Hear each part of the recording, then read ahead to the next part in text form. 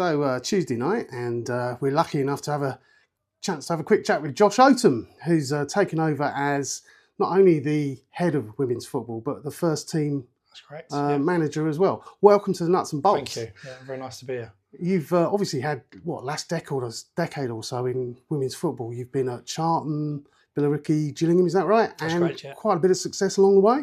Yeah, it's been a really nice period of my life in football. I had a year out last year,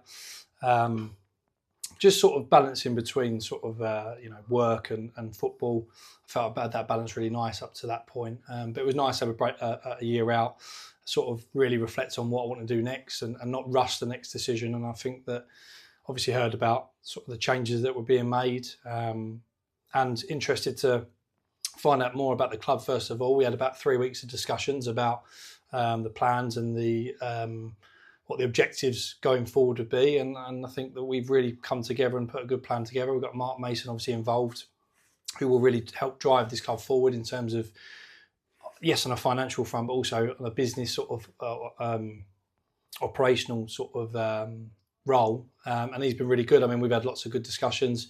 Barry's also going to sit on this women's section board. So the three of us are really going to get creative with what we can do with the section, and there's a lot of potential. I think for me, so many girls in Ashford that play. A lot of girls go and travel out of area to play. So I think we've got a lot of potential to push on, and I think from there, just sort of look at how exciting this journey could be. Where do you want to take the club?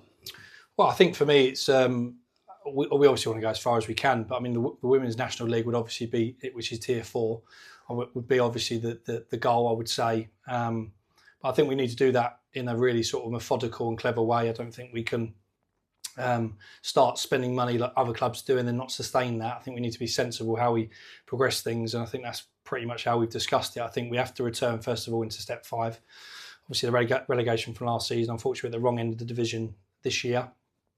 So I think for us, it's first of all studying that, and the players have been fantastic. I think we've got a lot of good quality in the group, but it's just giving a little bit of help, and then first of all changing the direction of travel. But the ambition is to get up as soon as possible, and I think that's what I'm here for. I want us to be successful next year, and then try and get back up that end of the pyramid. And on the pitch, what would you say is your main strengths? The success that you had at Gillingham probably had quite a lot to do with your coaching methods. Yeah, well, we had the lowest budget in the league, so one of the lowest in Tier 3. So I think it would be getting the team organised, not asking too much of the players in terms of unrealistic measures. I think you've got to be really realistic in the leagues you play in. You've got to look at the data that suggests how goals are scored, how clean sheets are made, and first of all, do your research in the league. And then once you've established that, you try and get your team to play in a certain way that enables you to be A, successful,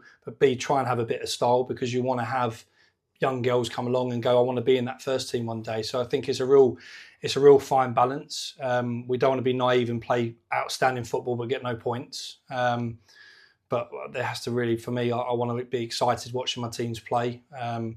And I think that's the sort of the blueprint we have going forward, is play some good stuff, but be really solid and be in every game, and then look to sort of progress from there really in terms of our playing style and how we evolve that. And what sort of help do you want from the club and from the people of Ashford even? I think first of all I think we've got to sort of our strategy out first. We have to be really clear in house of what we want to achieve and how we want to achieve it. And those discussions have been really good, really bright discussions. The club wants to move forward, and it can look at sort of its role in where we are at the moment, and it's held its hands up and said we can do more. And I felt that in the conversations, which was important for me, that there is going to be some noticeable change within the sort of structure of how we do things. And I think, we like I said, with Mark Mason and Barry supporting me, with driving the whole club forward. Obviously, our first priorities will be the first team, and getting that into a good place. So that's why we've clearly said that I'll manage it for next season, with a view then to widening my role and affecting the young players coming through. So there's a real good pathway coming forward. I think obviously local support is vital. I would also say from everybody in the area that give us a chance, come and see us, and that be young players. I really want us to be a hotbed for talent here, and we've got so much potential. I'm really excited about how much we can achieve here. I work in the area. I know I've worked with lots of good young players in the area, and I know we've got so much potential. So I think it's unpicking that potential, but getting everybody to come along, and because obviously our youth teams, we can expand that. We haven't got anywhere near enough youth teams here in the girls section, and the club are really excited to try and develop that. So it will be just open our doors up and bring the community back involved with the girls section, because the men's side and the boys and the mixed side is a big success here. So we just want to continue that sort of projection across all sections of our club. And there's no reason why people can't come. I think with the new season tickets for the men's game, that you get free entry to the women's games as well. So that would be good. The other part of it, I suppose, is communication. We could probably do communication better and updates with how you guys are getting on. I mean, we've got like the podcast that we do every week. Maybe you could sort of update us every month on how things are progressing, perhaps. Yeah, definitely. I mean, for me, I think it's looking at all that, looking at all our exposure, making sure that we're being as active as we can in that space. But obviously, just I think the main priority for me is if the football's good, then that's your first controllable. Then obviously it is about what we're offering the wider community and why you should come along. I mean, the environment for women's first team matches is a really good place for young supporters to come along, that be boys and girls, because it's a really supportive and friendly atmosphere, totally different vibe to a men's game. And I'm not saying that that's then counterproductive for the men's, but it's just a different vibe. And I think that if you are a young supporter and you love football, then the women's game and the women's first team is a really good place to spend your Sunday afternoon. And I said, in that environment where it's a really supportive but some excellent football. I mean, this level is step 6.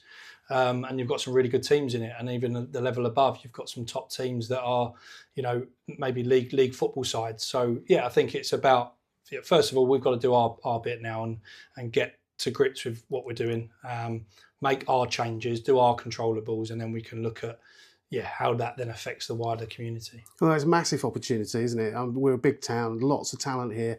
You obviously know what you're doing, and from the supporters' point of view, all we can do is wish you the very, very best of luck in what you're doing. Thank you. No, I appreciate that. Thank you. Cheers.